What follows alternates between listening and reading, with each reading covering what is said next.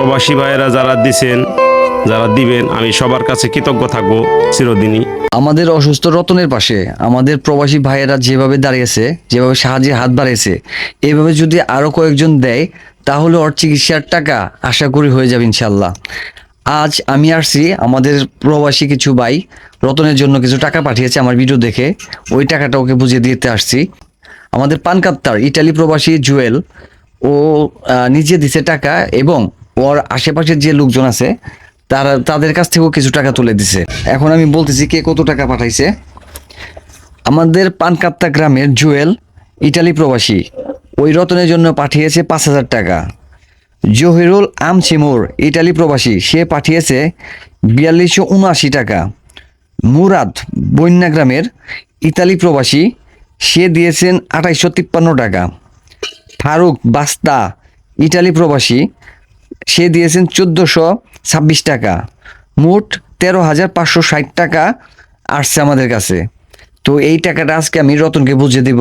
আচ্ছা, এখন যে প্রবাসী ভাইয়েরা তোমার জন্য টাকা পাঠিয়েছে, এবং আরো আমাকে আজকে সকালে আরেকজন ফোন দিয়েছিল, আমাদের ডালিপাড়ার বড় ভাই হজরত ভাই, সে হচ্ছে সৌদি প্রবাসী, সেও আগামীকাল ইনশাল্লাহ টাকা পাঠিয়ে দিবে।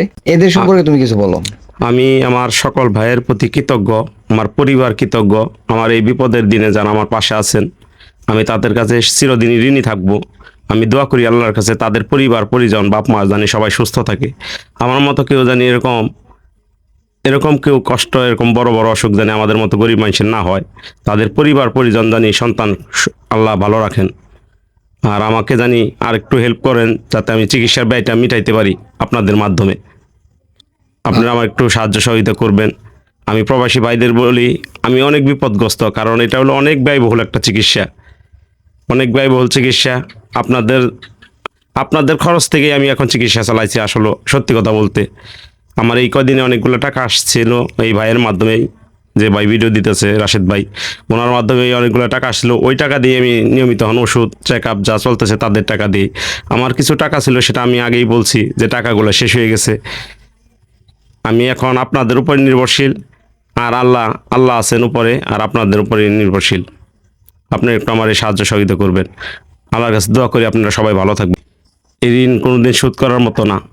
আমি আল্লাহর কাছে দোয়া করি আপনাকে জানি আল্লাহ সবাই সুস্থ রাখে বিদেশের বাড়িতে। আপনারা জানি সুস্থ থেকে বাপ মার জন্য টাকা পয়সা, বাচ্চা কাচ্চার জন্য, বউর জন্য টাকা পয়সা পাঠাইতে পারেন।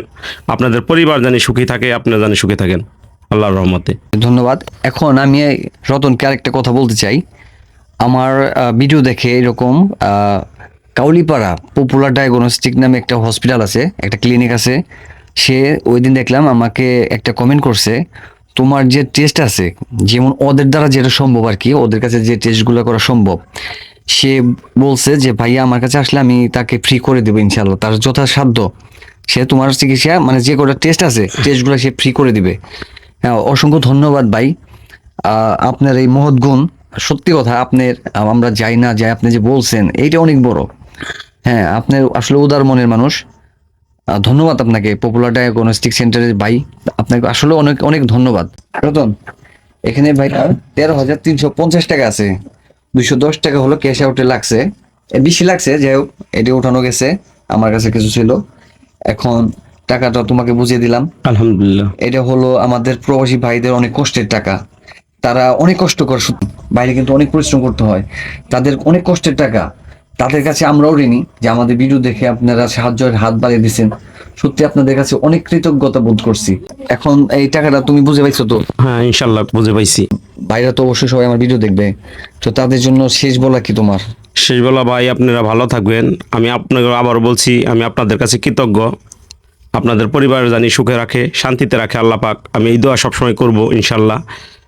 আমি নামাজ পড়েও দোয়া করবো জানি আপনারা সবাই ভালো থাকেন, আপনার পরিবার ভালো থাকে।